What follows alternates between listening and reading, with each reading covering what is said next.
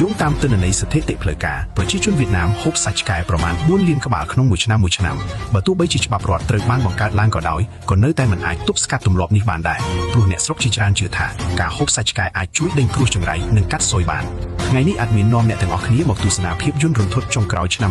2024មានចំណងជើងថាខ្មោចឆ្កែរឿងនេះដកស្រង់ចេញពីរឿងព្រេងនិទានវៀតណាមឆ្កែពាក់មួកស្លឹកតោះហើយអ្នកដែលចូលចិត្តហូបសាច់ឆ្កែមកចូលរួមមើលរឿងដ៏រន្ធត់នេះទាំងអស់គ្នាម្ចាស់តូបលក់សាច់ឆ្កែម្នាក់បានដឹកសាកសពឆ្កែមួយក្បាលធ្វើដំណើរត្រឡប់មកផ្ទះទាំងកណ្ដាលអាធ្រាត្រមកដល់ពាក់កណ្ដាលផ្លូវម៉ូតូរបស់គាត់ស្រាប់តែរលត់ម៉ាស៊ីនបន្ទាប់ពីធ្វើការជួសជុលបន្តិចបន្តួចម៉ូតូក៏ឆេះឡើងវិញធម្មតាបុរសជាម្ចាស់បានដើរទៅលាងដៃនៅប្រឡាយទឹកក្បែរនោះតែអ្នកណាទៅដឹងថាទិដ្ឋភាពដ៏ព្រឺព្រួចបានកើតឡើងសាកសពឆ្កែដែលងាប់ទៅហើយនោះស្រាប់តែបើកភ្នែកឡើងក្រហមងាំងព្រមទាំងខំធ្មេញដាក់គាត់យ៉ាងសាហាវគាត់ដឹងថាមានរឿងមិនស្រួលក៏ងាកទៅមើលសាកសពឆ្កែតែវាបែរជាត្រឡប់មកសភាពធម្មតាវិញ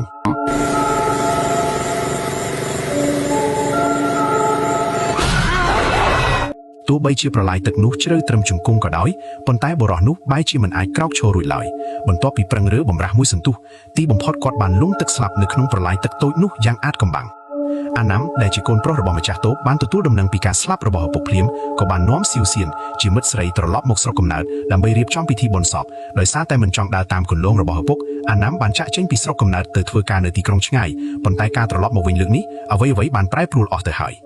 យមើលទៅសាកសពឪពុកដែលស្លាប់ទៅ3ថ្ងៃហើយនៅតែបើកភ្នែកមិនព្រមបិទអាណាំក៏សម្រេចចិត្តជួយបិទភ្នែកឲ្យឪពុកប៉ុន្តែអ្វីដែលគួរឲ្យខ្លាចនោះគ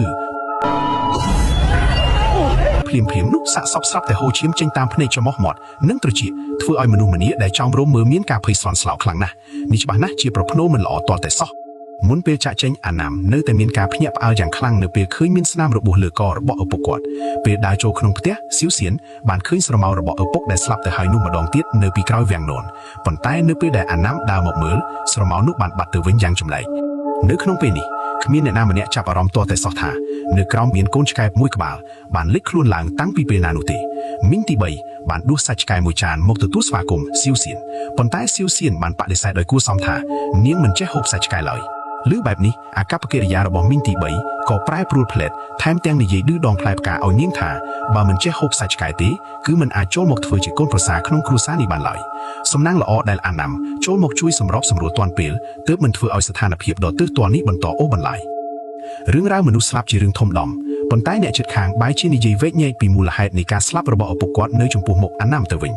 រណ្ដៅទឹកតូចនិងរាក់សោះបែរជាអាចលងស្លាប់ទៅកើតអ្នករាល់គ្នាបានសង្ស័យថាជាខ្មោចទឹកតាមចាប់យកព្រលឹងជំនួសពូទី2លើបែបនេះមានការខឹងសម្បាយ៉ាងខ្លាំងរួចស្ដីបន្ទោសទៅកាន់ក្រុមស្ត្រីទាំងនោះឲ្យចេះប្រយ័ត្នមាត់កកុំនិយាយផ្ដេសផ្ដាស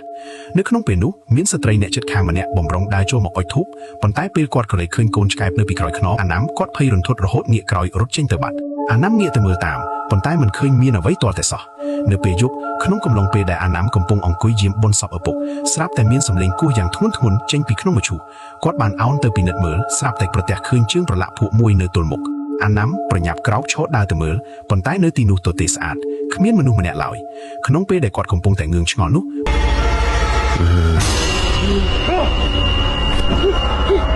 ពេលដែលអាណាំងាកមកមើលវិញសាកសពរបស់ឪពុកបានបាត់ទៅហើយប៉ុន្តែអ្វីដែលធ្វើឲ្យគាត់រន្ធត់ចិត្តជាងនេះទៅទៀតនោះគឺគាត់បានឃើញសមាជិកគ្រួសារទាំងអស់ត្រូវបានគេចងកនៅចំពោះមុខ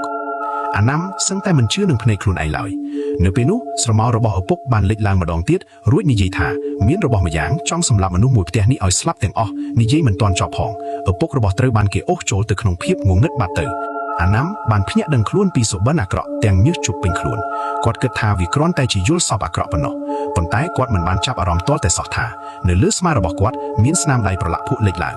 ឪពុករបស់គាត់ហាក់ដូចជាចង់ប្រាប់រឿងអ្វីម្យ៉ាងដល់អាណាំប៉ុន្តែគួរឲ្យស្ដាយមិនទាន់ទាំងបាននិយាយផងក៏ត្រូវបានអូសចូលទៅក្នុងភាពងងឹតបាត់ទៅថ្ងៃបន្ទាប់ជាថ្ងៃបញ្ចុះសពឪពុកសំណាងល្អដែលអ្វីប្រព្រឹត្តទៅដោយរលូនមិនមានរឿងហេតុចម្លែកអ្វីកើតឡើងទៀតឡើយបន្ទាប់ពីចប់សពគ្រប់អ្នកគ្រប់គ្នាបានជួបជុំគ្នាហូបបាយពូទី2បានប្រកាសប្រាប់អ្នករាល់គ្នាថាថ្ងៃស្អែកតូបលក់សាច់ឆ្កែនឹងចាប់ផ្ដើមបើកលក់ឡើងវិញបង្ហាញច្បាស់ណាស់ថាគាត់បានចាត់ទុកខ្លួនឯងជាម្ចាស់តូបលក់សាច់ឆ្កែថ្មីបាត់ទៅហើយ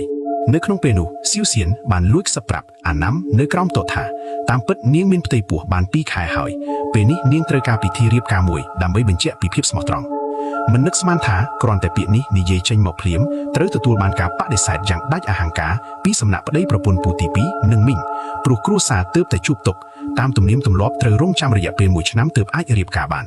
ពូទី2ក៏ប្រញាប់ក្តោបក្តាប់អំណាចភ្លាមដោយប្រកាសក្តៅថារឿងរ៉ាវក្នុងផ្ទះចាប់ពីពេលនេះតទៅគឺគាត់ជាអ្នកសម្រេចឃើញស្ថានភាពកាន់តែតានតឹងឡើងទៅ